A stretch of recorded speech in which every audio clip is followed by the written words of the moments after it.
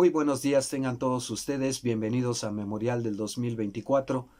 Entre sus comentarios me han pedido que analice la posibilidad de que se derribe la elección 2024 a la presidencia de la República y hacer algo de prospectiva, escenarios sobre lo que podría ocurrir y atendiendo al generoso comentario y a la petición, por supuesto que vamos a explorarlo brevemente, no tan a fondo, pero creo que tiene los elementos necesarios como para que nos demos un panorama del riesgo que corremos como nación al poner en tela de juicio la elección 2024, y si los dados están cargados no es precisamente del lado del presidente de la República y mucho menos de su candidata, no al menos en lo legal, porque el poder sobre las instituciones lo tienen PRI, PAN, PRD y Xóchitl Gálvez, puesto que los integrantes del INE en su mayoría, como los del Tribunal Federal Electoral, fueron designados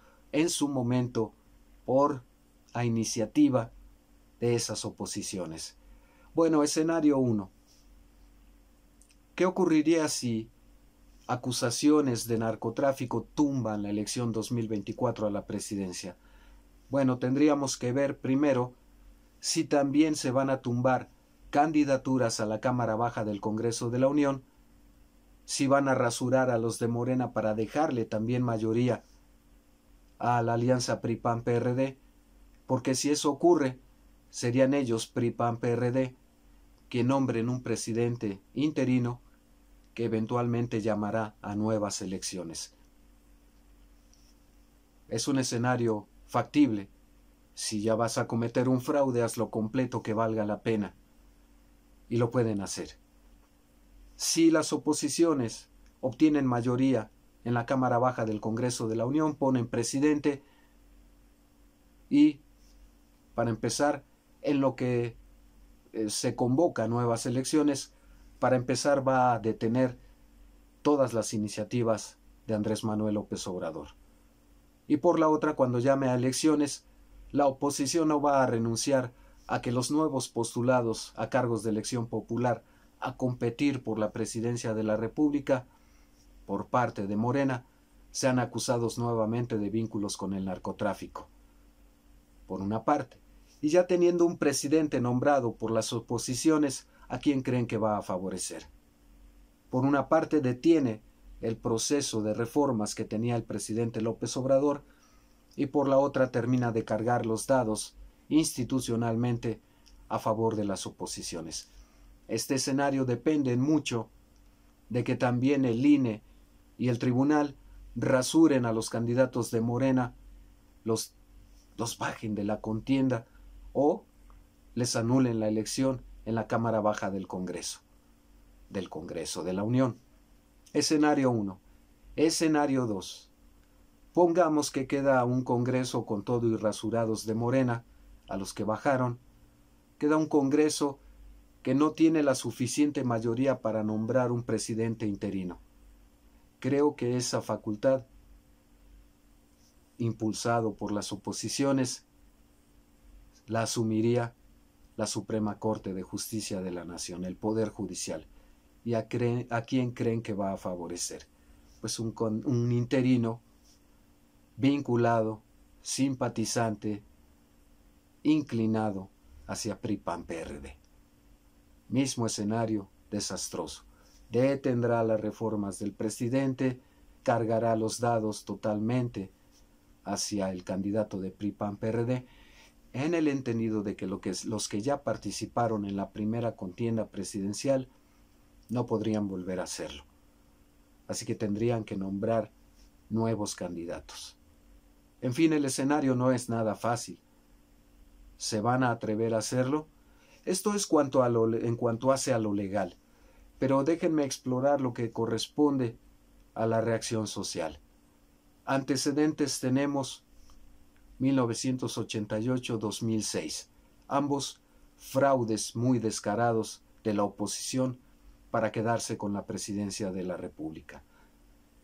En 1988, la sociedad le dijo a Cuauhtémoc Cárdenas: hay que levantarse, hay que protestar, hay que defender el triunfo. Cárdenas, sabedor de que la gente estaba ya harta del PRI en el poder, sobre todo, para que lo recordemos, porque veníamos de un proceso primero de quiebra de la nación, en donde a la salida de José López Portillo el país se vino abajo, la nacionalización de la banca vino de la Madrid del neoliberalismo, las reformas estructurales, la contención del salario, los pactos para la estabilidad económica, manga ancha a los empresarios, crisis inflacionaria incontrolable, en fin, la sociedad estaba cansada de un régimen autoritario y estaba dispuesta a levantarse. Algunos dicen que Cárdenas se acobardó y no quiso encabezar un movimiento de resistencia. Otros piensan que Cárdenas actuó responsablemente puesto que no quería un país levantado en armas, y mucho menos quería pasar a la historia como alguien que convulsionara al país y lo pusiese al borde de una guerra, si no civil, contra la dictadura blanda que teníamos, blanda entre comillas. 2006 se repitió la historia y tampoco Andrés Manuel López Obrador quiso, y miren que era menor la diferencia, menos de un punto para el triunfo de Calderón, y tampoco quiso despertar a la sociedad para levantarse. Hizo su plantón en Reforma y, como él dice, no se rompió ni siquiera un cristal.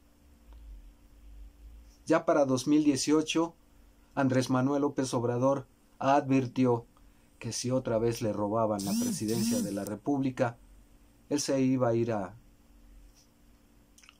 su rancho, se iba a retirar, y hay que se arreglaran las oposiciones y los poderes fácticos, todos los que confabularon en su contra, hay que se las arreglaran con lo que él llamó el tigre, que no es otra cosa más que el pueblo cansado de los fraudes electorales y de un sistema neoliberal que había saqueado, subastado al país y que los niveles de vida de los mexicanos estaban en el inframundo.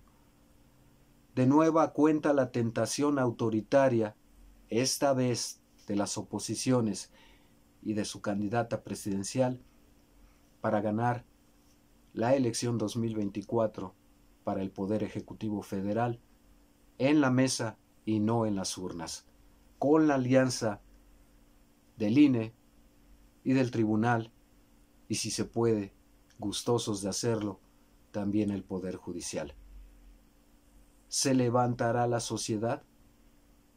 Si hay un fraude, si se baja a Claudia Sheinbaum de la contienda, yo creo que vamos a enfrentar un panorama muy difícil y las oposiciones y Xóchitl Gálvez, tanto las autoridades del INE como del Tribunal, lo mismo que el Poder Judicial, lo deben pensar muy bien, porque, guste o no, 28 millones de beneficiarios con programas sociales no es una cifra despreciable, y muchísima gente que en las encuestas favorece tanto a Claudia Sheinbaum como al presidente no se van a resignar a una vuelta al pasado por más legaloide que no las pinten. Cuidado. Al margen de con quién simpatice cada cual, hay que ponerse a pensar si este escenario, el de un choque de la sociedad contra un régimen impuesto desde las instituciones, las electorales y el Poder Judicial, así como el Congreso, van a resistir. Y la duda, ¿de qué lado se va a poner el ejército? Es un caldo de cultivo tenebroso. Muchos me dirán, ya estás paranoico, ¿no? Bueno, insisto en que revisen los casos de diversos países, Brasil, Perú, Bolivia, Ecuador. El manual para derrocar presidentes y candidatos ya se aplicó. Y ya se había aplicado en México también. Lo que ocurre ahora es que la sociedad no parece estar dispuesta a seguirlo tolerando. Son solo escenarios, algunos de otros que pueden presentarse, pero como me parece que estos son los más catastróficos, los más preocupantes, gracias a la sugerencia de ustedes lo he planteado. Yo espero una alternativa más sensata, es decir, que tanto el INE como el tribunal desechen esas acusaciones por la falta de pruebas y la elección transcurra sin contratiempos, que el relevo en la presidencia de la República se dé sin mayores problemas. Lamentablemente no veo a las oposiciones a los poderes fácticos, incluso a los medios de comunicación, los tradicionales, los electrónicos, los impresos, en su mayoría, dispuestos a consentirlo. Ni hablar, son solo escenarios. Lo vamos a atestiguar. Les doy una pista por lo pronto. Para las preguntas que van a ingresar a los debates presidenciales, el INE seleccionó a gente muy vinculada con PRI, PAN, PRD y Xóchitl Gálvez, y por si fuera poco, son organismos y personas con una fobia terrible para Morena, el presidente de la República y Claudia Sheinbaum. Otro indicio más de que los dados están cargados desde las instituciones. Ni hablar. Insisto, yo veo cumplirse paso a paso el manual para anular elecciones o bajar a un candidato, en este caso Claudia Sheinbaum. Porque, les vuelvo a recordar, el tribunal bajó los requisitos para anular una elección. Todo el caldo de cultivo, la construcción para tirar un candidato van en camino. Es bueno estar alerta, es bueno saberlo. La gran pregunta es cómo va a reaccionar la sociedad, y yo no creo que reaccione amablemente. Hasta aquí por ahora, comentarios, críticas, sugerencias, críticas sobre todo a mi paranoia, son bienvenidas. Cuídense mucho, denos un like. Hasta pronto.